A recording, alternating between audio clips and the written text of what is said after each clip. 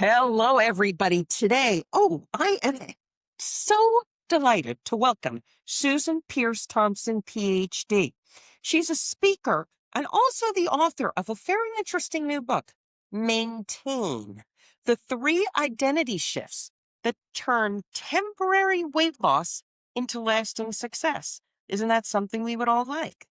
She explores why losing weight and keeping it off, well, that might require a little more than willpower, she says. Susan's work focuses on deeper identity shifts, brain patterns, and daily structures, all things that she believes help people move from temporary change to lasting transformation and results. So please welcome Dr. Susan Thompson. Hi, Diane. It's good to be here with you. So we're living in an age where you can't not look at a newspaper. The big shift over, let's say, 5 years ago, or even I just watched the Richard Simmons documentary, which is what I grew up with. Back in the day, the Lucille Roberts, Richard Simmons, Denise Austin, we were going to aerobicize ourselves. We were going to eat right. We were going to do all these things. Now we're living in an age where take a pill, get a shot. It's very space age in many ways. What do you think about what's shifting? Because part of it had to be a little bit of a catalyst for this book you've written. Yeah, totally. The landscape has changed a lot, hasn't it? We are in the Ozempic revolution now, and more people are getting on medications, and I'm very pro-choice about them. I mean, they're powerful, and there's some interesting myths around them. So first of all, just like any other approach, they're not a silver bullet. They don't in and of themselves solve the food and the weight struggle for most people. They do for some people, I have to say. I do know some people for whom the GLP-1 seems to be handling it. But research shows that people lose weight initially, but not typically all the weight that they want to lose. And then they regain a bit. And this is kind of typical of bariatric surgery as well. The brain does adapt to these medications. A lot of people who are on them now for 3 or 4 years report that the first year was a bit of a honeymoon phase, and that their brain doesn't sort of respond to food as cleanly as it did in the first year on the medications. And a lot of people can eat right over the medication, eat right through it. Sugar can break through, processed food can break through. But then furthermore, what you've got is a large number of people, and some studies differ about this, but up to about 85% of people are voluntarily getting off the medication within 2 years. And so a lot of people are finding themselves not fully satisfied by the results that are delivered. Their weight loss, happens initially, but then slows down. Or, like I said, they find that they can eat right through or right over the medication. So, I think that the best way to think about these medications is as a tool and as an adjunct support to a healthy eating regimen. They can make it a lot easier to stick with an eating plan, but in some ways, for some people, they can make it harder to stick with a healthy eating plan. They can make people not want to eat vegetables. They can make people not want to eat at all. So they can be a mixed bag, and they have to be used very mindfully, is what I would say. You raised a lot of interesting points, too. I'll throw out, and you can tackle them any way you want. One is, back in the early 1990s, I was working with a lot of people as a nutritionist, and with hypnotherapy. I was working with Lenox Hill Hospital, and a lot of the people had eating disorders. And what would happen is you'd have the anorexics or the bulimics that really had starved themselves were shocked when their brain started to shift, and many started to gain weight. And I've been waiting for that backlash with the GLP-1s, because I've spent, I was in private practice, then spent the next 30 years in pharma development. So I've seen all the side effects. I see what happens with drugs. I watch them very closely. I've worked with over 400 companies in different areas. So it's an area I'm watching closely, and I'm curious, but you also mentioned sugar can override it. A couple of Thanksgivings ago, I was awestruck. There were a ton of people and there were a ton of food. There was a ton of food. And at the end of the dinner, there was a ton of food still on the table. And I'm looking around thinking, oh, I'm full. And everyone else is like, they hadn't eaten. And so that was my first clue that I'm the one who's not on Ozempic or whatever it was, and everyone else at the table was. But when dessert came, it got devoured. Yeah. And I'm like, whoa, that can't be good. Yeah. Well, what are you observing? Yeah, what I'm observing is that the medications, especially initially, but overall, shift people's palate toward the highly rewarding side of the scale because it's just hard to eat on them. And the brain always prefers highly rewarding food. What do I mean by highly rewarding food? Like more like processed junk food than, whole, real, healthy rabbit food, right? The more sugar, flour, fat, salt, heavily processed ingredients are in a food, the more highly rewarding it is for the brain. And when it's really hard to eat at all, because you just feel kind of a little nauseous or a little like your appetite is really suppressed, what the brain can stomach is highly rewarding food. And so there's a real danger with the medication unless you're vigilant, unless you know this in advance and have the discipline, presence of mind, and sort of structures in place to counteract it consciously. There's a real risk of having your diet quality degrade significantly because you just end up eating a bunch of crappy food. And then the rationale is, well, it doesn't matter because I really haven't eaten anything today. So I can just have some crackers and a protein shake and some chocolate and call it a day, right? That is the risk. And that really fascinates me because I've observed it. I've heard people say it. And then I think, if you ended up on intravenous, what's intravenous? Plasma and glucose. You Yeah. get sugar. That's what the brain survives on. Yeah. So it doesn't. And then I think of the vagus nerve, that you've got, running straight to your brain from your digestive system and all this getting changed. It's real. It's a wide phase 4 experiment that I'm going to be watching closely for in the next few years. Well, it's funny you mentioned the vagus nerve because I want to bring up something that nobody's talking about around these medications, which is that they directly stimulate the sympathetic nervous system, meaning that they increase heart rate a bit. In a minority of people, they increase heart rate significantly, but across the board, they increase heart rate a bit. And as heart rate goes up, heart rate variability goes down. So heart rate variability is a measure of vagal tone, the vagus nerve and its connection down to the organs, the gut, the heart. Now, that vagus nerve is primarily afferent, not efferent connections. So what that means is that it's primarily communication from the gut to the brain, from the heart to the brain. It's not the brain telling the heart what to do, like, please beat. It's not the brain telling the gut what to do, please digest the food. It's the gut telling the brain, this is what I'm feeling, this is what I'm sensing. It's our intuition, right? It's the heart telling the brain, this is my gratitude, this is my love, my consciousness.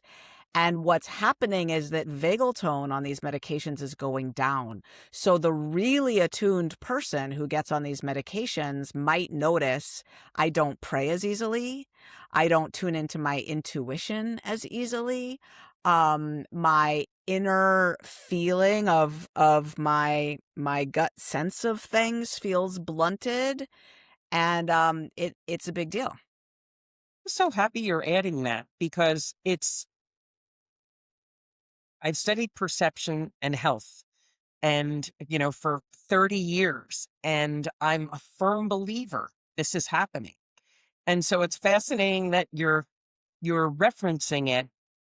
I appreciate hearing that. So I'm curious now, maintain, obviously, if someone's lost a bunch of weight, the number one thing they want to be able to do in a healthy way is maintain it. And Yeah. you raise some interesting points as to what goes into that, a reframing, a shift, some tweaking on how you view food or maybe yourself. So I'd love to give you Yeah. one, Susan. Yeah. And Tell me all about it. sure, here's the book. Here's what it looks like for those who are looking visually. Orange cover. Yeah, maintain. The 3 simple shifts that turn temporary weight loss into lasting freedom. I've been helping people lose their weight and keep it off for decades now. I lost my weight going from obese to slender 23 years ago, and I've been keeping it off. And that is really rare. It's Yes. not common that someone loses a tremendous amount of weight and keeps it off for decades. And what I've kind of come to over so many years of doing this with not a small number of people. I run group programs online, and over 115,000 people around the world have gone through my program. So not a small number. And when you deal with people, Significant data point. yeah, exactly. When you deal with a lot of people, you're Trials. exactly. You're able to see trends that you may not pick up on when you're working with people one-on-one, right? There's pros and cons to the 2 approaches, right? Because at a group population level, you also miss some of the nuance that you do get when you're having weekly sessions one-on-one with people. But in any case, what I started to notice was that the work of maintaining weight loss long-term happens very, very deeply at a psychological level. Now, there are practical things that need to be in place, but in my program, they are in place. So now I'm looking at, okay, well, what does it take if you've got a program that works for the brain, deals with the level of addictiveness that you've got going on in your brain? Because for most people who struggle chronically to lose weight, it's food addiction that they're not factoring in adequately, right? These foods are way more addictive than people give them credit for. And, the I'll just have a little is like really underestimating what we're up against. It's like potato chips. Exactly. Yeah. No such thing. I mean, I didn't think it was a slogan for one of the potato chip. Yeah. There is no such thing as I'll have a potato chip. Yeah. Bet you can't have just one. I think it was, yeah, totally. I'm not even going to give them credit and say the name out loud, but Remember who, so I just remember the tagline. totally. So, so who keeps their weight off? Well, people who are approaching the endeavor with what I call a maintenance mindset as opposed to diet mentality, right? Diet mentality, and we all have a sense that diet mentality doesn't work. We even tell our friends, don't diet, diets don't work. You have to change your lifestyle. But I don't know if people have thought really deeply about what they're referring to when they say you have to change your lifestyle. I mean, I think people generally have a sense that that means better habits, right? But this book goes in. Yeah. Well, and is there more to it than that? That you're making these changes because you can get a lot of familial or friendship resistance. Yes. So that's some of it. Okay. So what are the 3 identity shifts that are needed? That's what I've discovered. There's 3 very deep identity shifts that are needed to keep weight off long term. And in a nutshell, you've got to become someone who is devoted, resourced, and liberated. Now I'm going to flesh that out. Okay. Devoted. Devoted means someone who is deeply committed to a new way of eating and living. So this is basically what people mean when they say diets don't work. You have to change your lifestyle. It means you're not doing it temporarily. You're doing it long term. And it means you're not on again, off again. You're consistent. And in the book, I also talk about how it's not just a way of eating. It's also a set of habits, a way of getting support around it and having new playmates and friends and supporters on the path. Because if our family and coworkers and old friends are going to be pushing back against our new way of eating, that's all right. They can push as much as they want, and they will. But for us to be successful, it means that we have to have equal and opposite support on the inside with people who are eating the way we do, so that we don't feel like freaks, so that we don't feel like we're being ostracized from the community supports that are the only ones that we have that matter to us. Because the reality is humans are herd animals, and that gets built in very deeply to our DNA. If you think about how many of us would have survived as a singleton, out in the plains, in whatever climate we live in now, 20,000 years ago, the answer is none of us, right? We know that we have to buddy up and partner up and be in a clan, a tribe, a community, literally in order to survive. So if we're eating and living in a way that everybody around us thinks is weird or extreme or annoying or not heeding their cues for love and feeding that they want to give us, if that's all we've got, we're gonna eventually drift back to their perspective and start eating the way they do. So we've got to build a support network of people who are eating our new way. So that's all part of the devoted, right? And you can think of the difference between maintenance mindset and diet mentality as if we're going on a cruise, how do we approach it, right? If we're vegetarian, it would make no sense for us to go on a cruise and order a 16-ounce ribeye and say, well, I'm not going to be vegetarian today. I'm on this cruise, right? That would be ridiculous, because we all have a sense that being vegetarian is a very deep identity.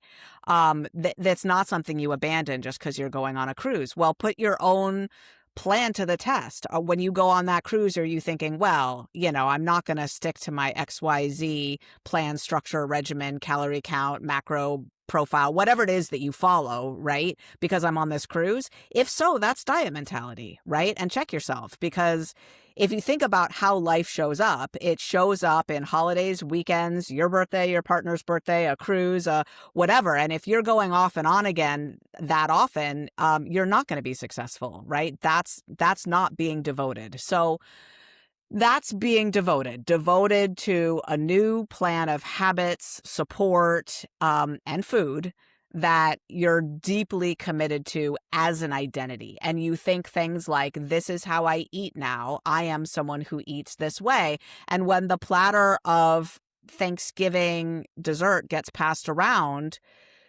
you say things like, no thanks, I don't eat sugar, and you just pass it along. And then someone next to you says, you can't diet on Thanksgiving, it's Thanksgiving. And you say, I'm not dieting, I just don't eat sugar. Right? So that's being devoted. So that's the first one. Yeah. Yeah. So once you make that shift, now, right away, within the first week, you'll have all these moments where you notice, oh, I used to eat over this. Now what? And now you've got to become resourced, because if you're really going to be devoted to your new way of eating, it means that you're going to be eating different foods in different quantities than you used to. And there's going to be ways of indulging with food and medicating with food that you're not going to be engaging with anymore. And your opportunity now is to become well-resourced on a different level. So to become someone who doesn't eat over stress, frustration, celebration, boredom, and all the rest, right? Or that time of the month, all the things, you're going to need to become resourced in a different way. And, some of that is on the daily. So it's going to be habits of a meditation practice, a gratitude practice, a journaling practice, friends that you call on the phone and have on speed dial. It's going to be those sorts of things that give yourself the daily support. And then it's going to be the macro level of really being someone who does their inner work, because you're going to have to heal and grow at a way deeper level to be someone who doesn't eventually turn back to the food, because you were eating over stuff, right? You didn't just develop that food and that weight problem for nothing, right? Life is hard, and some of us really turn to food as our main coping strategy, and it's not a trivial thing to turn that around. So, there's lots of ways to do it. You can work the 12 steps. You can do internal family systems therapy. You can do Jungian analysis. I don't care. There's lots of ways to do it, right? But you're going to need to be someone who does their inner work and be someone who doesn't eat over stress when life gets lifey anymore. And that's being resourced. And what's number three? So number 3 is being liberated, and that is allowing yourself to move beyond the food and the weight struggle. Now this one is, I would say, the insight that it took working with those 115,000 people to come to, because I always assumed that everyone coming to me was ready beyond ready to be liberated from the food and the weight struggle, right? Isn't that exactly what we're all just aching for? Is, for goodness sakes, can't I just lose this weight and keep it off already? There's nothing I want more, right? So I was pretty surprised when I started offering this program that really does solve this problem for people, and I watched them take it back to themselves. Not everybody, but enough people that it was noteworthy.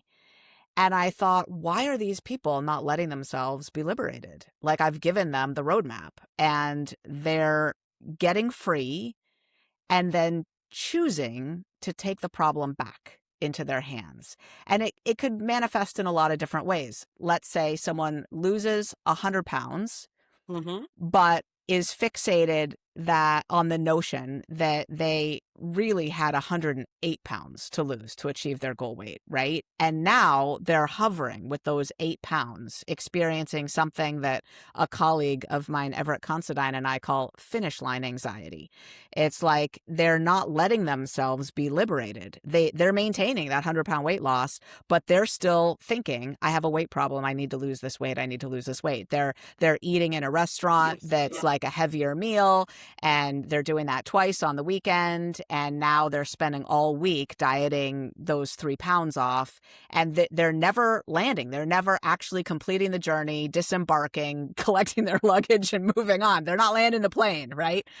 So there's a lot of ways that it can manifest. And here's what I finally realized, Diane.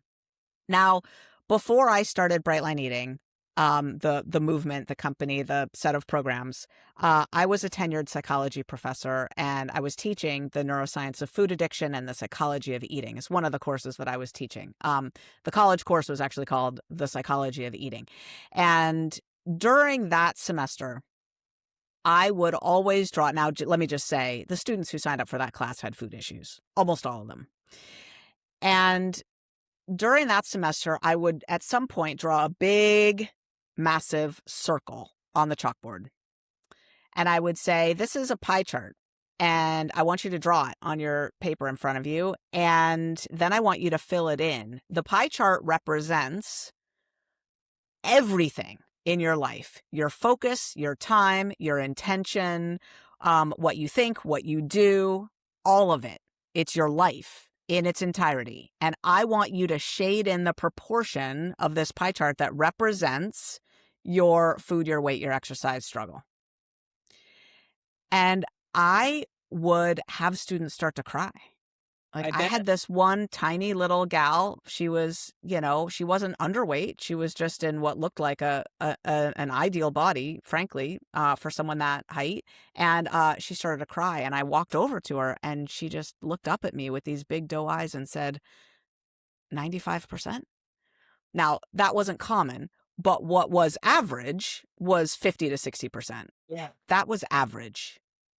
Is that, you're nodding your head like you've worked with enough people? That's your experience too, yeah? It's the same thing. And it's funny, when you said a pie chart, I used to say, okay, I want you to break your life down to 8 parts. Really try to break it down to 8 parts. And food can only be one, because you do need food and nutrition to survive. But what are the other 7? And I would watch people just say, it overlaps. Food overlaps in every one of them, No, it made no difference. And when that tweak goes with someone, when they're it's a tough one. Yeah. I mean, I give you a lot of credit, because I found the anorexics and the bulimics the hardest people in the world I ever worked with. And the other side of my practice was people with AIDS. I found those guys and girls easy compared to the mental state. And this was the 1980s, 1990s, where most people with AIDS were dying. But you'd have bulimics that were killing themselves, or anorexics it was a really trippy thing to watch what you're just relayed. So in Bright Line Eating, I started asking the people who were successful at being liberated to do that same exercise. And these are people who used to have a food and a weight struggle that was horrific, absolutely north of 50 to 60%, focused on food and weight and exercise. These are people who were spending 70, 80, 90% of their life focus on their food and their weight.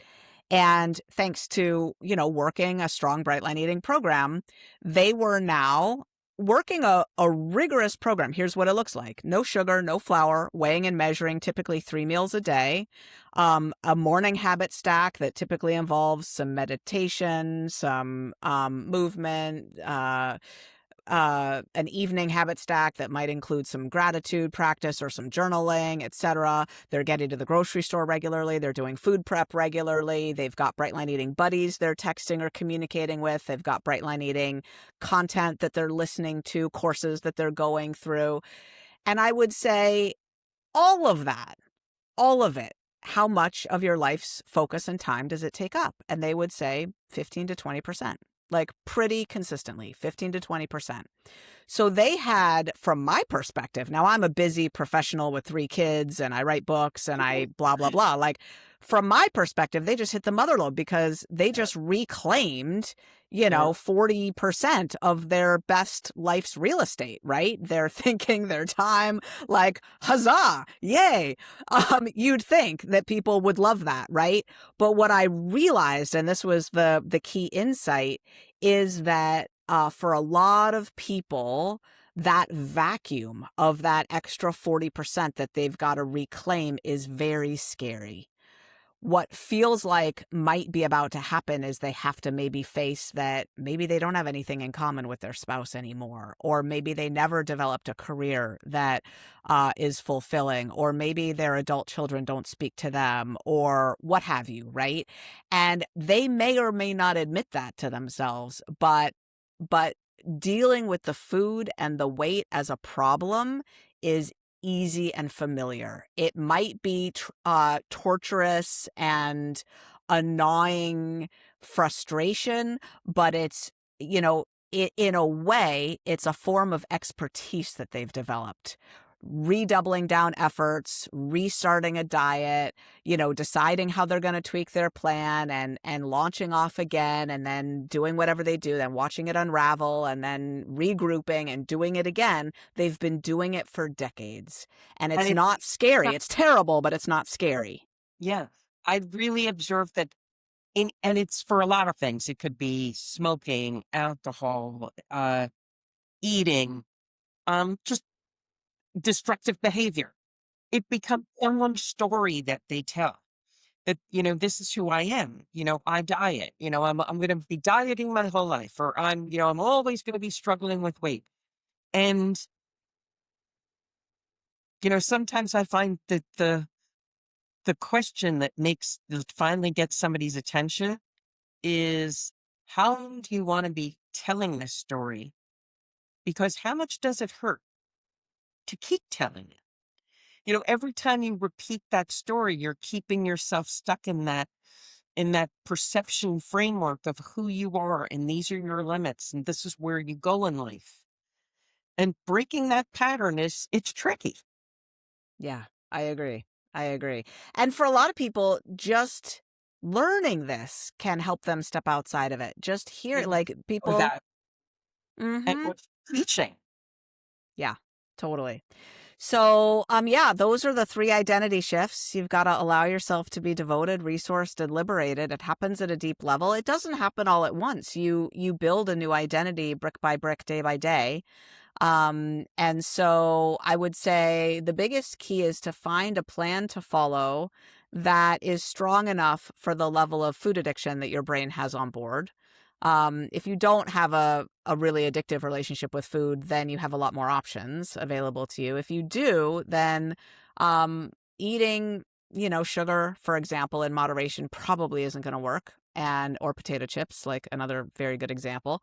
And so bright lines are clear, unambiguous boundaries that you don't cross, just like, I'm clean and sober now, coming up on 32 years. I don't do drugs. I don't drink alcohol. That's a bright line that I established back in the day when I bottomed out on crack cocaine. I just don't drink or use drugs anymore. And I had to create similar bright lines for, addictive foods. I just can't tolerate them. They always escalate for me. And so I'm better off living without them. And that's something I teach people to do in Bright Line Eating. It helps them get a tremendous amount of freedom. They think it's going to be really hard. It turns out to be way easier than what they've been doing, trying to have just a little bit. But really, once you get a plan like that, then, really focus on being devoted, resourced, and liberated. And there's some work to be done, but it's a fabulous journey, actually. Susan, the time for these always goes so quickly. So I'm already envisioning episode 2 whenever we have that. And you are just a wealth of knowledge. It's really you've got a lot of heart and compassion. So I imagine, your book's going to do extremely well for anybody who picks it up. And there are, of course, going to be all kinds of links, everybody, below here so you can get Susan's book because it is called Maintain. Susan, any parting words for everybody here? I just enjoyed this conversation, Diane. Thanks so much for the work you do in the world. Thank you. I'm truly honored. I think I get to speak to the best people. Everybody, there are going to be links to follow Susan. I'm Dian Griesel. This is the Silver Disobedience Perception Dynamics podcast. You guys are just great. I love you. I love you for tuning in. I have this picture that says you fall in love at least twice a day.